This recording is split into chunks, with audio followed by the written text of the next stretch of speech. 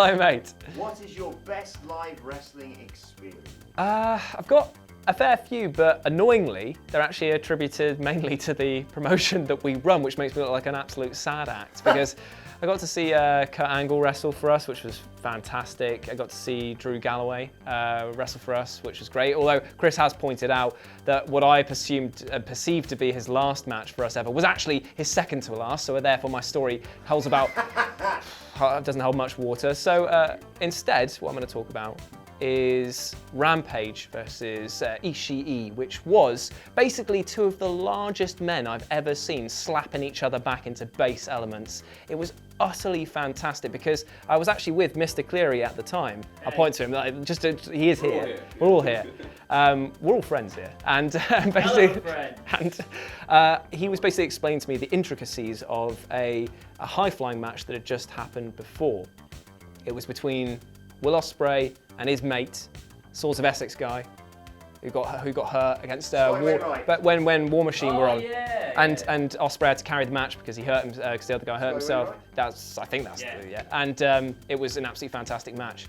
And then Cleary said the next match is going to be the exact opposite to this, and it was just those two just slapping each other so hard that you were just like, oh, I'm getting sort of shockwave. You know when you stand too close to the bass on the speakers and it like permeates through you? It was like that. Did a fight start in the crowd during that match? Yeah, to be honest, it was so violent. The essence of rage was escaping from them and probably did sort of permeate into the crowd. And there was actually a fight in the crowd. I remember that. Yeah, that was a fun show. Yeah.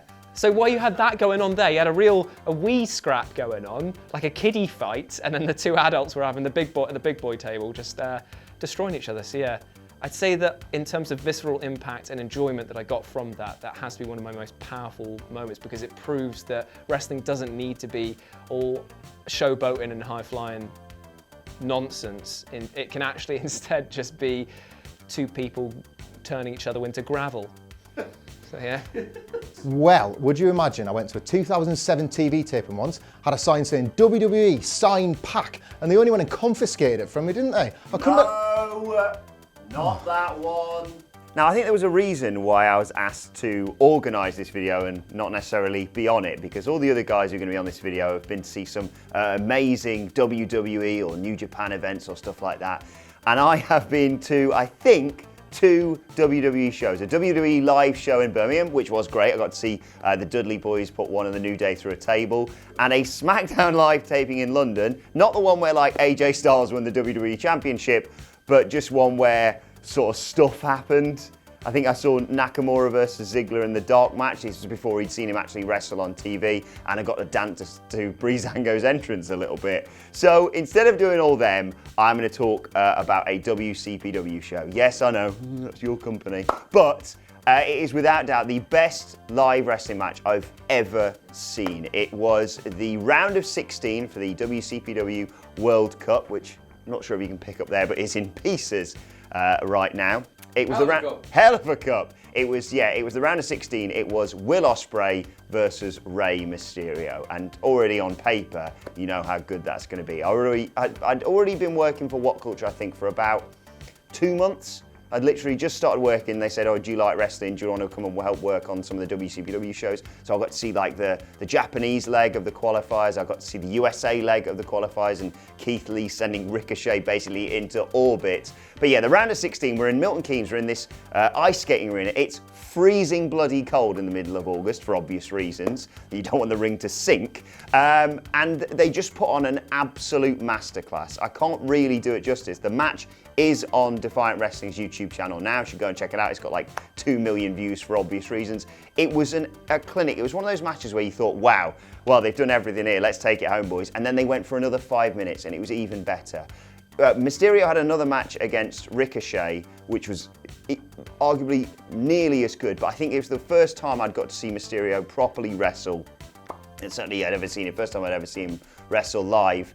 And I'd chatted to him about half an hour before doing a little interview. He became my best friend effectively at that time. And he seemed so relaxed that I thought, well, he'll have a nice match. He's getting on a bit. He's not going to be the Rey Mysterio I used to love watching in WWE.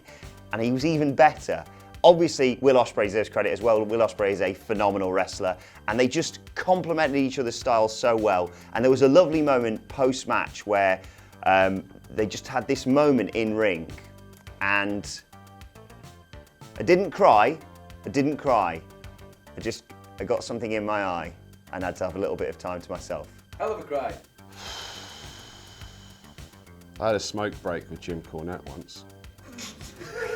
It's probably in my top 5 smoke breaks. Top 5, what's number 1? Danny Dyer. Picture the scene. Myself and fellow Kevin Nash apologist Michael Allison been at wrestling shows together for years. We're going to Newcastle. The big man turns up for one day in the northeast of England and we get to see him live. We don't want to hear that story, Michael. So this is a bit of a cheat. This didn't actually happen at the show, this happened after the show, if that's okay. So I'll allow it. Last summer, me and the great Michael Hamflett, who sat over there, we went down to Altrincham for New Japan's second English show. They were in Milton Keynes the night before. Great show, wonderful matches. They did Minoru Suzuki versus Tomohiro Ishii, Zack Sabre Jr. versus Kazuchika Okada, awesome show. So it's about an hour after the show, we get out, we've gone back to the hotel, we're showered, blah, blah, blah. We're walking around Altrincham, we're looking for a thing to eat. Okay, so we pass by a Premier Inn. Who's getting out of this bus? Oh, that's Kazuchika Okada, that's Zack Sabre. So we see all the wrestlers getting off this bus, Bad Luck Fale, all these dudes getting into the hotel. We're all a bit starstruck. Michael Hamflett has the guts to shake Kazuchika Okada's hand. But we don't do anything after that. We'll leave them be, we'll let them have their night, blah, blah, blah. So what we do is stroll down the road. We're struggling for a place to eat. Oh, Canadian takeaways. So we sample some of this Canadian takeaway's finest chicken nuggets. We are sitting in the streets of Altrincham eating our chicken nuggets. It's about, I don't know, 10, half 10 at night. Oh, who's that? It's all the wrestlers, and they're all just walking out of their hotel. They're going down to a wee restaurant that Zack Sabre's found for them. So we're sitting there, we're eating our nuggets, see them all go by. We don't bother them, because we're not like that. Who comes out about 5 minutes later? One little lost boy at the end. It's poor old Yoshihashi, isn't it? Oh. The mid-carder of the Chaos stable, and he's absolutely lost. All his mates have gone. They've all gone to the restaurant. Yoshihashi has nowhere to go, so he's looking around the street. Me and Michael Hamflett are sitting there eating our chicken nuggets, and we're like, oh, well, we've just seen where they've went. We could tell Mr. Yoshihashi, maybe we shouldn't bother him. Yeah, you're right, we shouldn't bother him. No, actually, it would be a really nice thing to do. Oh, yeah, blah, blah, blah. So we do this for about 10 minutes. We're divvying as to whether we approach this man. By that time, he's disappeared. And we're like, oh, well, Altrincham has him now. So we let Yoshihashi go. We walk down to the nearest Weatherspoons for a wee swally before we head off to bed.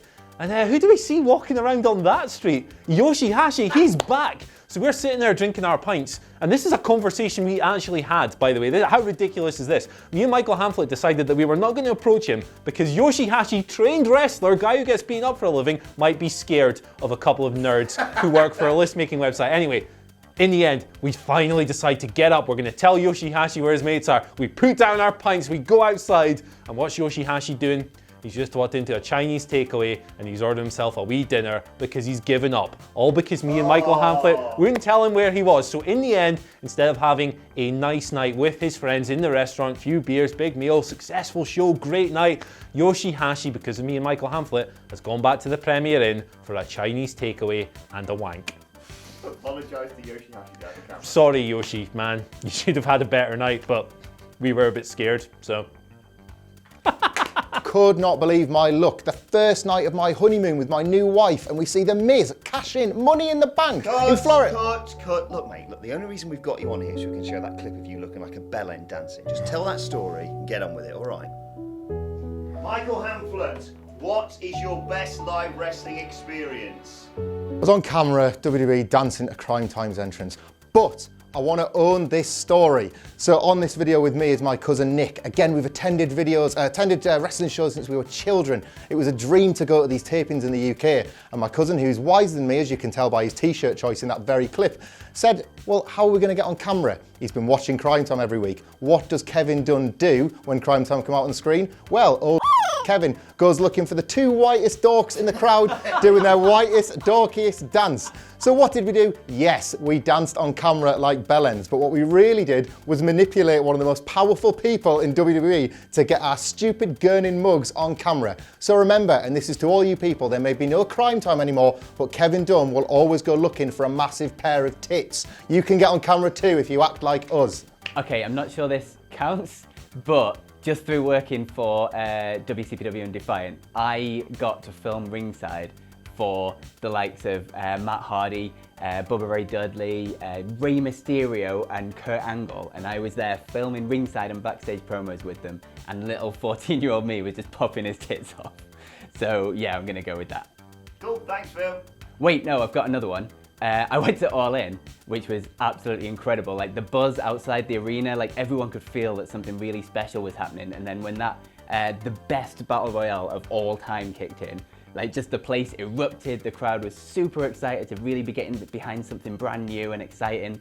And yeah, that was just an incredible experience. And you got to see Penis Druids. Yes, how could you forget about Penis Druids? It was the best. Cool, that sounds great, thanks mate. Wait, no, I've got another one. I went to see New Japan in Korakuen Hall in Tokyo. Like this one, it wasn't as great because it was just a World Tag League show, so the actual like in-ring stuff wasn't exactly mind-blowing. But just being in that venue, getting to see Okada and Tanahashi in Korakuen Hall, one of the most famous venues on the planet, was just absolutely incredible. And I had goosebumps like the whole time. It was so good. Nice one, thank you mate. Wait, I've got another one. I was at the Raw after WrestleMania 29 and Dolph Ziggler did his cash-in, and just the place absolutely erupted. It was at the peak of Dolph Ziggler's popularity when everyone wanted them to push him, and it was just, the energy in the arena was so palpable, and just when he almost didn't cash in, it was just, it was absolutely incredible, and it was one of the best cash-ins of all time. Space, mate. Okay, yeah, I'm done. Wait, no, I've got